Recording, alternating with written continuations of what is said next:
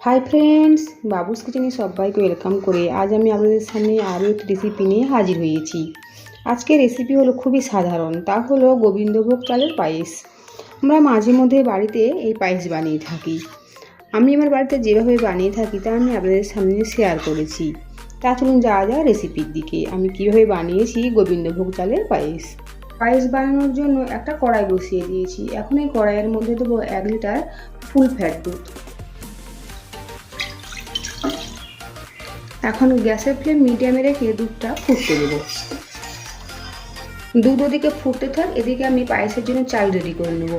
এখানে আমি 1 লিটার দুধের জন্য 50 গ্রাম গোবিন্দভোগ চাল নিয়েছি। চালটা জল দিয়ে ধুয়ে নিয়েছি। এখন এই ধোয়া চালের মধ্যে দেবো 1 চামচ গাওয়া ঘি। ঘিটা চালের মধ্যে ভালোভাবে মিশিয়ে নেব।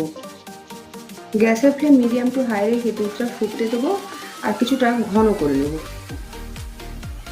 যেহেতু ফুল ফ্যাট দুধ তাই খুব তাড়াতাড়ি দুধটা ঘন হয়ে যাবে।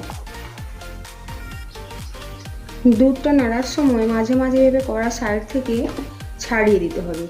যে সরটা পড়েছে কড়ার সাইডে ওটা ছাড়িয়ে দুধের সাথে মিশিয়ে দিতে হবে।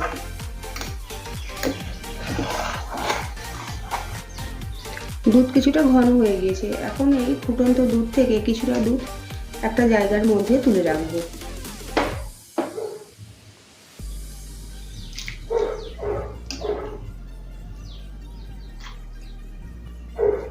দুধটা আবারও ফুটিয়ে কিছুটা ঘন করে নেব। যে দুধটা আমি তুলে রেখেছিলাম দুধটা অনেকখানি ঠান্ডা হয়ে গিয়েছে, মানে অল্প গরম রয়েছে। এই সময় দেবো গুঁড়ো দুধ। আমি এখানে বড় 3 চামচ গুঁড়ো দুধ দেবো।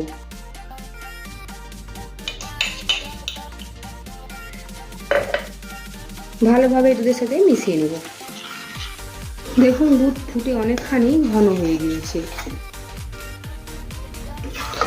এই অবস্থায় দেব আগে থেকে ঘি মাখিয়ে রাখা গোবিন্দভোগ চাল।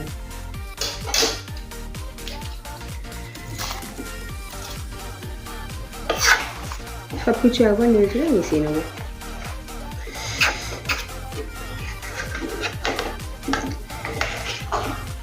আর সাথে দেবো তেজপাতা আর 2টো এলাচ। এলাচের মুখগুলো আমি ফাটিয়ে নিয়েছি। এখন চালটা সেদ্ধ হতে দেবো। দেখুন চাল কিছুটা সেদ্ধ হয়ে গিয়েছে। এই সময় দেবো আগে থেকে গুঁড়ো দুধ মিশিয়ে রাখা লিকুইড দুধটা। আবারও চালটা সেদ্ধ হতে দেবো। চাল সেদ্ধ হয়ে গিয়েছে। পায়েসের চাল একদম গলে গেলে পায়েসটা খেতে ভালো লাগবে না, তাই একটু গোটা গোটা থাকবে, সেই হিসাবেই চালটা সেদ্ধ করে নিতে হবে। এখন এই পায়েসের মধ্যে দেবো মিশ্রি। আমি এখানে 200 গ্রাম মিশ্রি নিয়েছি। আপনারা মিশ্রির পরিবর্তে চিনি ব্যবহার করতে পারেন বা গুড় বা বাতাসও ব্যবহার করতে পারেন। আবারও কিছুক্ষণ সময় নিয়ে রান্না করব। এরপরে মিশ্রিটাও খুব ভালোভাবে গলে যাবে। মিশ্রিটা গলে গিয়ে পায়েসটা একটু জল জলে ভাব হয়ে গিয়েছে, তাই আবারও কিছুক্ষণ সময় নিয়ে রান্না করে নেব। দেখুন পায়েসটা অনেকখানি ঘন হয়ে গিয়েছে। ঠান্ডা হওয়ার পরে আর অনেক ঘন হয়ে যাবে, তাই এখন গ্যাসের ফ্লেম অফ করে দেবো। আর সবশেষে দেবো একদম সামান্য পরিমাণে লবণ। এর ফলে পায়েসের টেস্ট আরও ভালো হয়ে যাবে। এখানে একটা চাটুর মধ্যে ঘি গরম করে নিয়েছি। এখন ঘিয়ের মধ্যে দেবো কাজু বাদাম।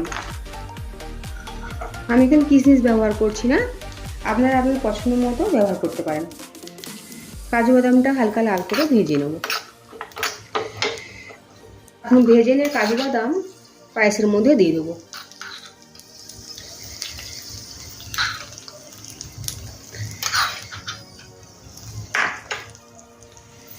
তৈরি হয়ে গিয়েছে পায়েস।